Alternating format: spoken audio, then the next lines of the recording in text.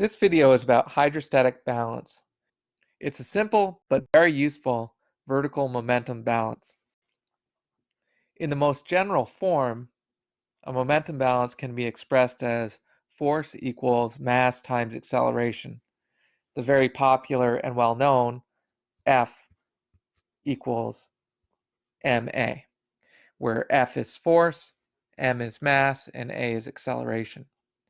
Now, you often see it written like this, but what we really should point out is that F, that force, is a vector, and the acceleration is vector too, which means it has a magnitude and direction.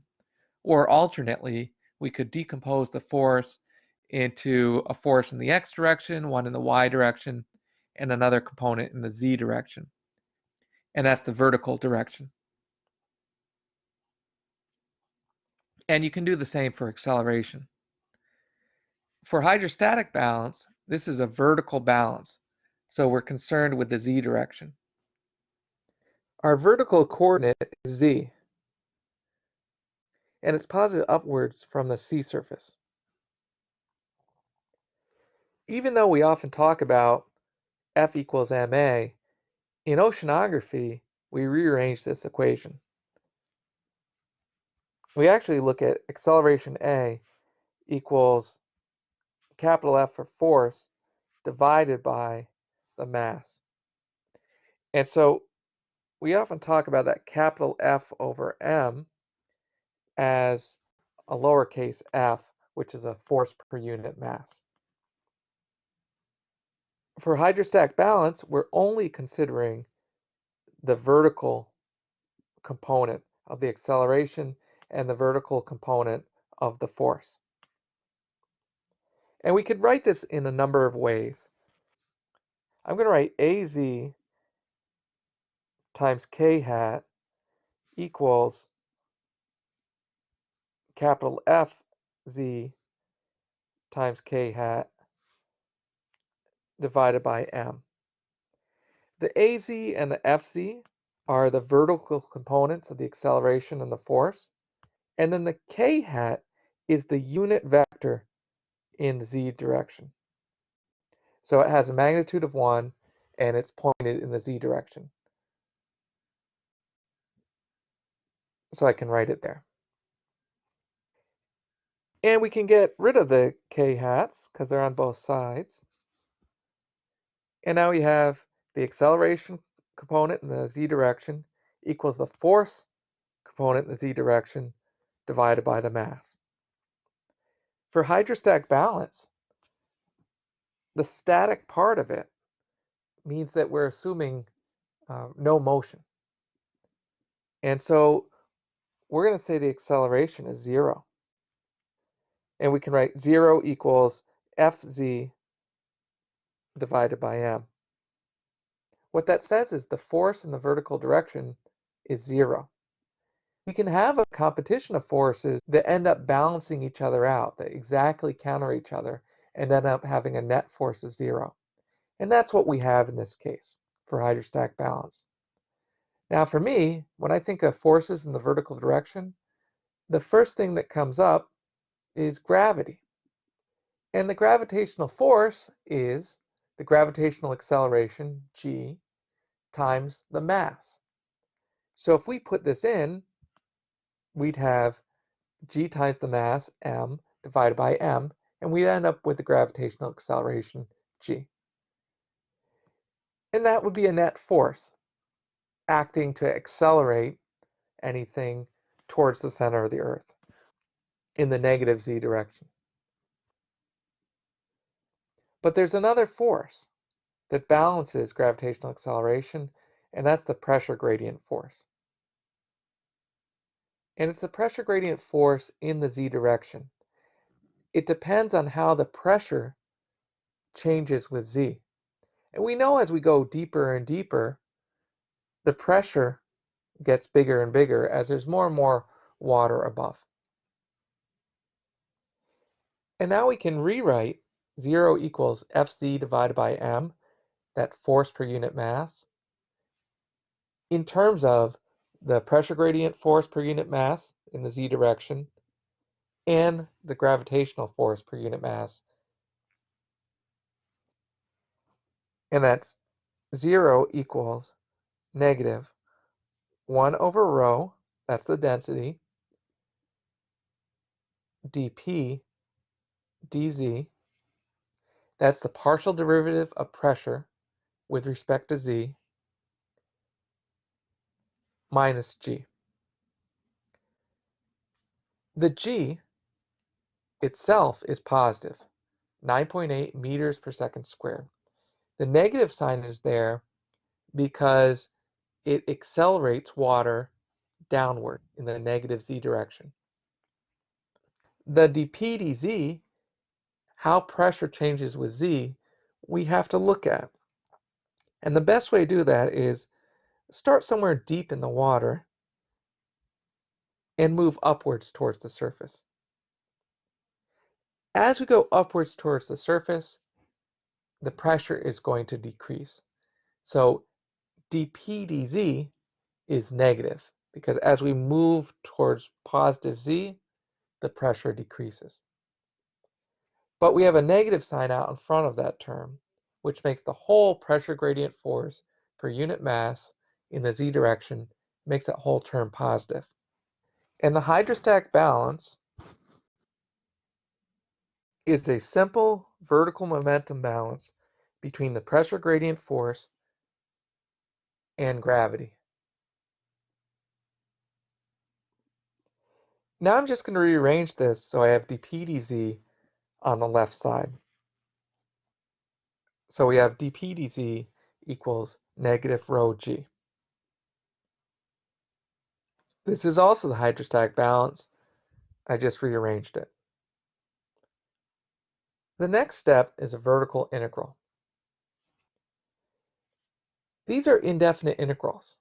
I need to specify my limits as well. And at the surface, I'm going to use the surface of the ocean. I could put 0 here, but I'm going to put eta. And at the bottom, I'm just going to use some z. On the left-hand side, the integration just reverses the derivative. So we have pressure. But we're going to evaluate it at 2 places, at eta and at z. On the right-hand side, I'm not going to do anything with that integral, at least yet. I just rewrote it. Now I can rewrite the left-hand side as pressure at z equals eta minus pressure at some z.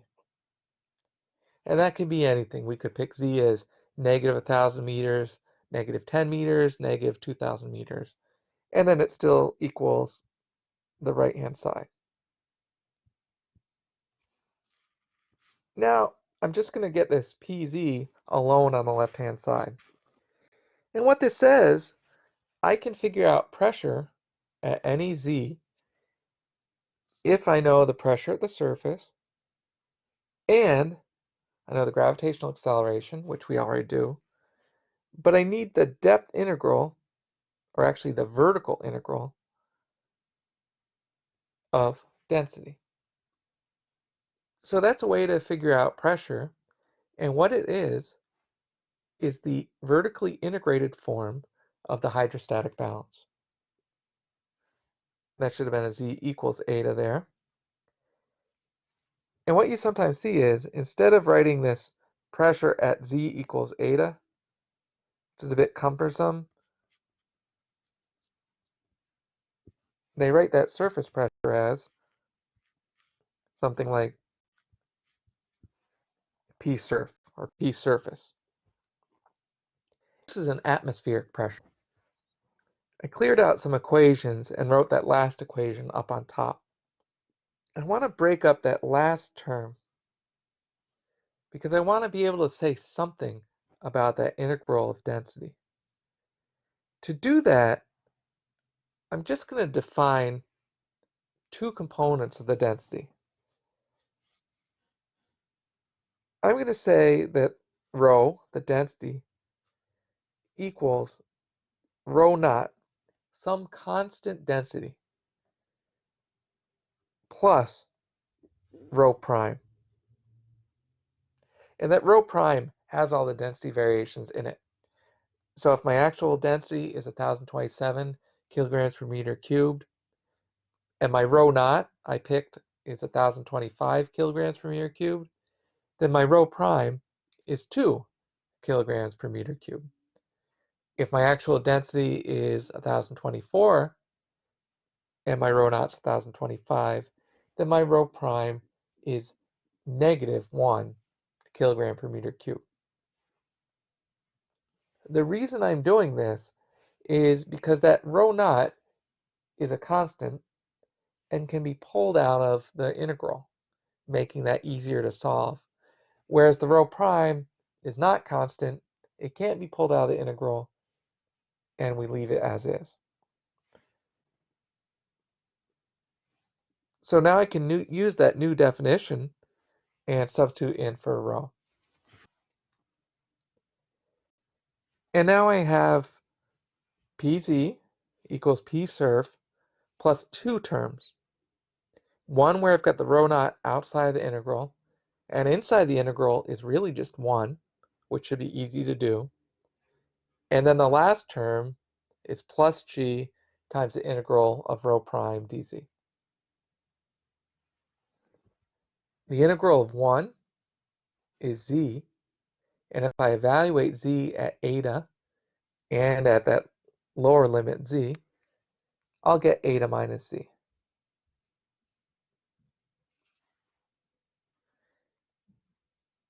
And we leave the last integral as it was.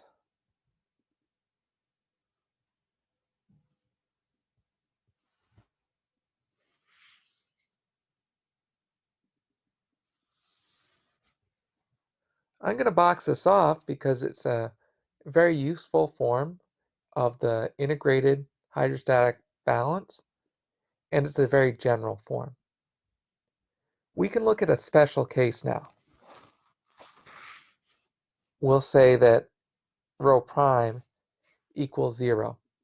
What that means is everywhere in the water, vertically at least, the density rho equals rho naught. It's constant. So for this special case, that last term is 0. So we can write pressure at any z equals the surface pressure plus g rho naught eta minus z.